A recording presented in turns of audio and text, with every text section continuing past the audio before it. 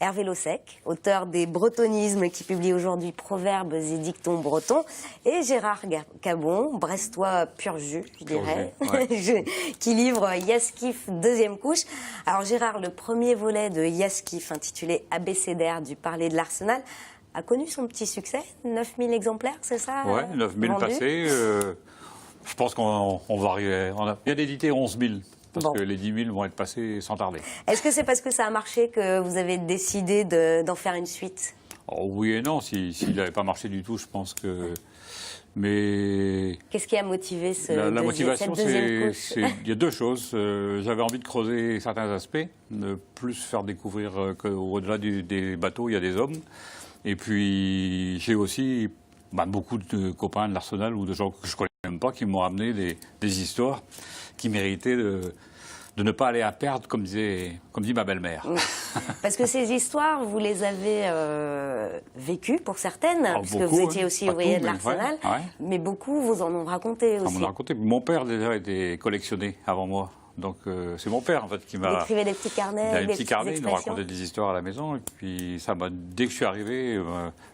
je suis arrivé aux apprentis à l'Arsenal, j'ai commencé à noter de suite les travers, les anecdotes, les surnoms, les histoires. Et puis, ça fait une jolie collection. Alors, on retrouve dans ce deuxième volume un abécédaire, comme dans le premier, mais aussi cette fois quelques chapitres historiques. Alors, vous y parlez des constructions navales, de la Seconde Guerre mondiale, des grèves, des repas, la gamelle, comme on dit, ou les savoir-faire. Alors, pourquoi avoir intégré ces petits bouts d'histoire quotidienne? Parce que le premier, c'était des histoires d'hommes.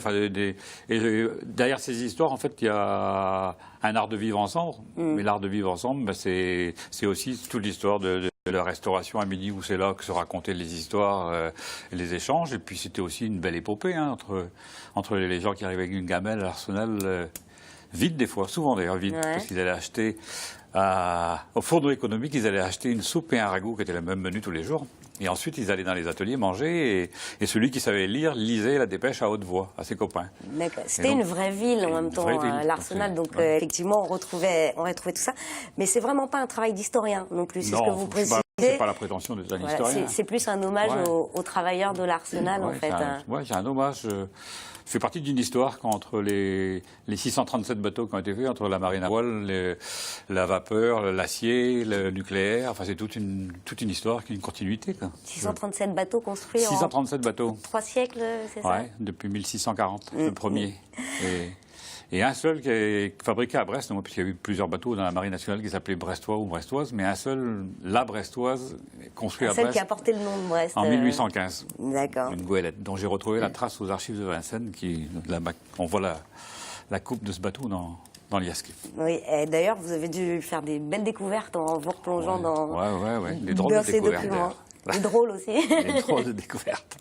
Alors, je parlais des savoir-faire que vous décrivez dans ce livre. À propos de savoir-faire, Hervé Lossec, on retrouve dans votre livre Proverbes et dictons bretons cette expression, le savoir-faire, c'est la moitié du travail. Alors, est-ce que beaucoup de ces expressions témoignent aussi d'une solidarité des Bretons face aux conditions de vie de certaines époques?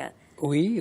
Bon, les dictons et proverbes, c'est la sagesse populaire, finalement, qui nous est transmise. Là, il y a beaucoup de poésie là-dedans aussi, certainement. Ça a été traité par thème, donc là, on va parler certainement, ce que vous avez cité là, c'est dans le thème du travail, je pense. Et si vous voulez, c'est quelque chose aussi qui est très très vivant, et toujours d'ailleurs, mais qui a surtout été très vivant dans la langue, chez les Bretonnants, puisque c'était aussi une façon, parce que la langue était un petit peu plus orale qu'écrite, surtout à une certaine période, et c'est une façon de retenir, si vous voulez, le clergé d'ailleurs a beaucoup utilisé aussi ces formules, parce que voilà, on les retenait beaucoup plus facilement. Alors pourquoi vous vous êtes intéressé à ces proverbes et dictons bretons après 2 tomes consacrés au bretonisme, ces expressions donc on rappelle françaises nourries de formulations bretonnes? Est-ce que c'est parce que le sujet bretonisme était épuisé? Vous avez voulu voir autre chose? Non, il n'est pas épuisé, même des fois en lisant le Télégramme. Je trouve des bretonismes même en première page l'autre jour, mais enfin c'est pas grave, ça c'est un détail. Hein. Et d'ailleurs, c'est rassurant, parce que comme ça, on sait qu'on est de quelque part, n'est-ce pas? Hein. Non, c'est surtout pour, toujours dans le même esprit, de montrer un petit peu la richesse du breton, et aussi l'influence qu'il a, parce qu'on retrouve de ces dictons-là et de ces expressions-là dans le français, sans le savoir d'ailleurs. À l'origine, les bretonismes, je voulais montrer l'influence du breton sur notre parler, très souvent à l'insu des gens d'ailleurs. Et ici, c'est un petit peu la même chose. Je veux montrer... Je ne suis pas le premier à parler des dictons. De proverbes et dictons, non. Il y a eu des masses de choses de fait. Ouais. Ce que j'ai retenu, ce que j'ai cherché, moi surtout, ce sont des dictons ou expressions qui ont soit un double sens, on va dire sérieux et facétieux en même temps, pour essayer de faire court. Hein. Il y en a même qui sont scabreux. Bon, ça c'est autre chose. Hein. Mais ceux qui, quand ils sont traduits, si vous voulez, vous ne comprenez pas le sens du premier coup.